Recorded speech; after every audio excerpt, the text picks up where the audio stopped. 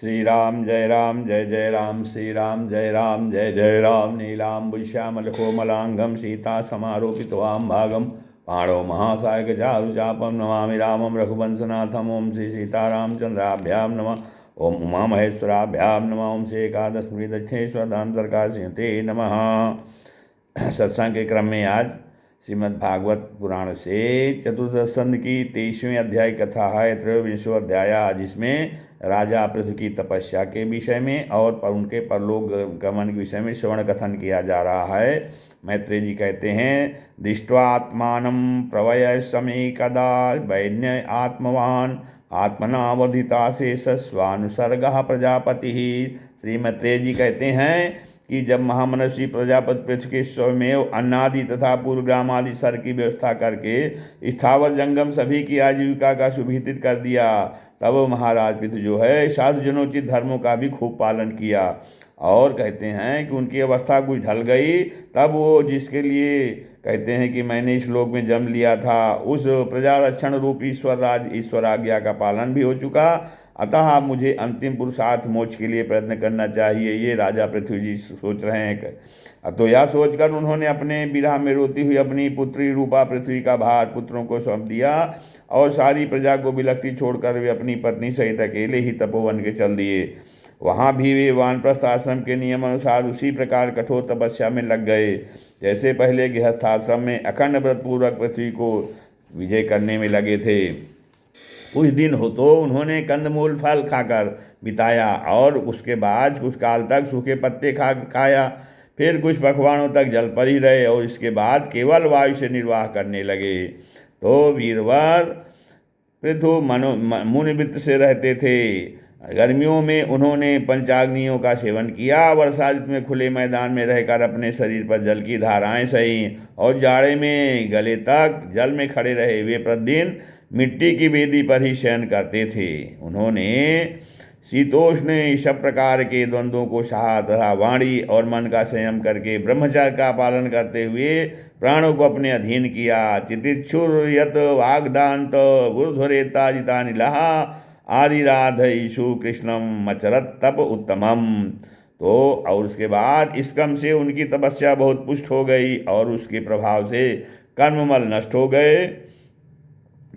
जो कर्ममल के नष्ट हो जाने के कारण उनका चित्त सर्वथा शुद्ध हो गया। प्राणायामों के द्वारा मन और इंद्रियों के निरुद्ध हो जाने से उनका वासना जनित बंधन भी कट गया।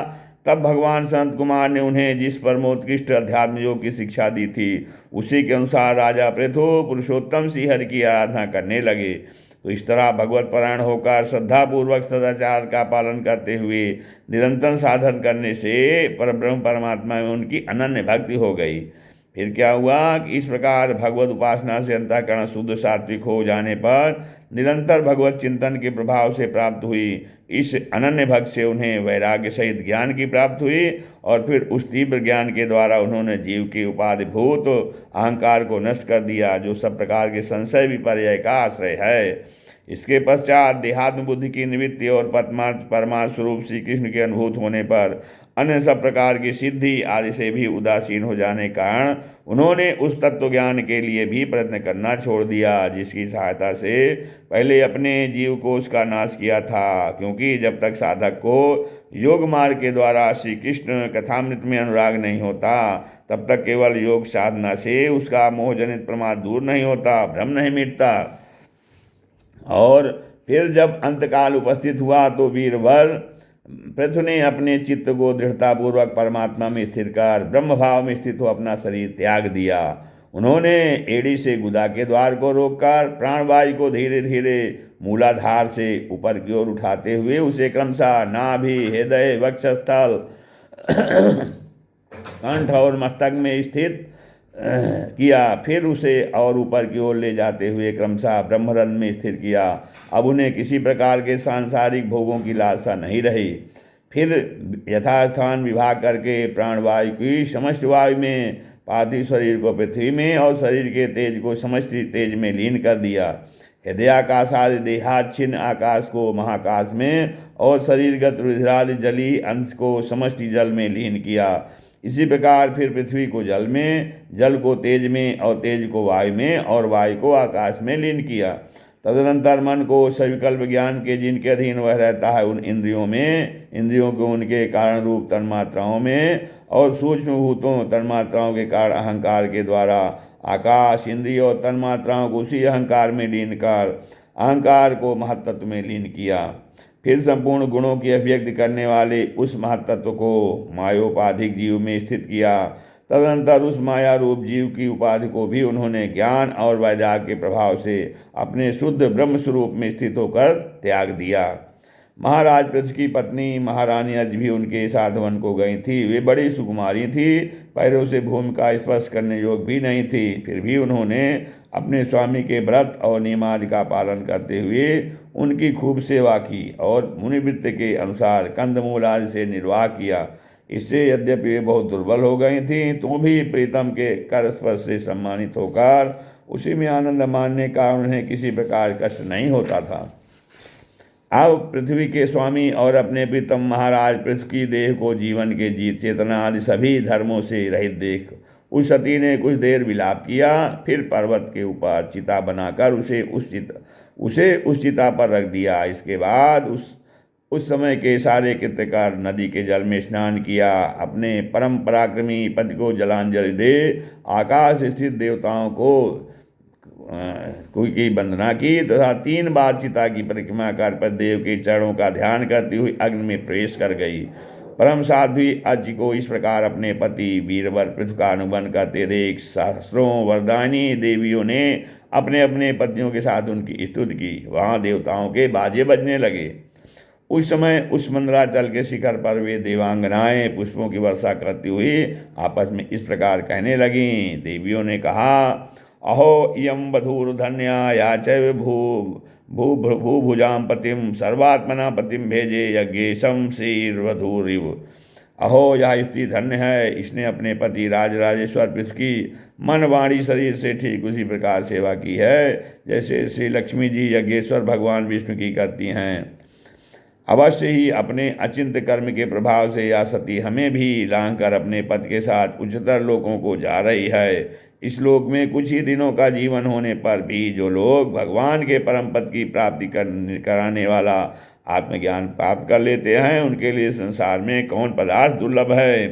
तेषां दुरापम किम त्वन्यमर्त्यानां भगवत पदम भुवि लोलायुषो ये वै नैष्कर्मं साधयन्त्युतो। अतः जो पुरुष बड़ी कठिनाई से भूलोक में मोक्ष का साधन स्वरूप मनुष्य शरीर पाकर भी विषयों में आसक्त रहता है वह निश्चय ही आत्मघाती है। हाय हाय वह ठगा गया। श्रीमद तेजी कहते हैं, विदुर जी जिस समय देवांगनाएं इस प्रकार स्थित कर रही थी भगवान के जिस परम धाम को आत्मज्ञानियों में शेष भगवत प्राण महाराज पृथु महारानी अज भी उसी पतिलोक को गईं।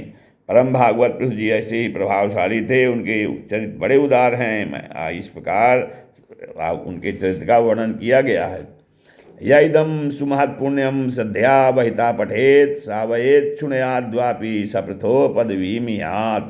जो पुरुष इस परम पवित्र चरित्र को श्रद्धापूर्वक अर्थात निष्काम भाव से एकाग्रचित से पढ़ता सुनता अथवा सुनाता है वह भी महाराज पृथ्वी के पद भगवान के परम धाम को प्राप्त होता है। इसका सकाम भाव से पाठ करने से ब्राह्मण ब्रह्म तेज प्राप्त करता है, क्षत्रिय पृथ्वीपति हो जाता है, वैश्य व्यापारियों में प्रधान हो जाता है और शूद्र में साधुता आ जाती है।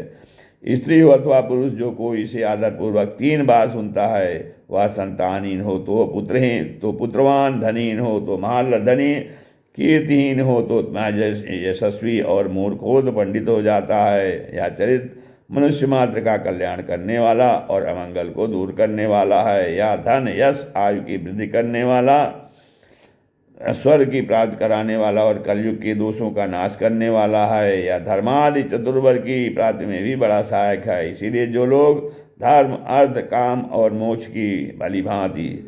को भली भांति सिद्ध करना चाहते हैं उन्हें इसका श्रद्धापूर्वक श्रवण करना चाहिए। धर्मार्थ काम मोक्षाणाम सम्यक सिद्धिमभीप्सुषु श्रद्धयेत तदनुसाभ्यम चतुर्णाम कारणम परम। तो जो राजा विजय के लिए प्रस्थान करते समय से सुनकर जाता है उसके आगे आकर राजा लोग उसी प्रकार भेंटे रखते हैं जैसे पृथ्वी के सामने रखते थे। मनुष्य को चाहिए कि अन्य सब प्रकार की आसक्ति छोड़कर भगवान में विशुद्ध निष्काम भक्ति भाव रखते हुए महाराज पृथु के इस निर्मल चरित्र को सुने, सुनावे और पढ़े। विदुर जी, मैंने भगवान के महात्म्य को प्रकट करने वाला यह पवित्र चरित्र तुम्हें सुना दिया। इसमें प्रेम करने वाला पुरुष महाराज पृथु की सी गति पाता है। जो पुरुष इस पृथु चरित्र का प्रतिदिन आदरपूर्वक निष्काम भाव से श्रवण और कीर्तन करता है, उसका जिनके चरण संसार सागर को पार करने के लिए नौका के समान है, उन श्रीहरि में सुदृढ़ अनुराग हो जाता है। इति श्रीमद्महाभागवते महापुराणे परमहंस्यां संहितां चतुर्दशस्कन्धे त्रयोविंशोऽध्यायः। श्रीराम जय जय राम।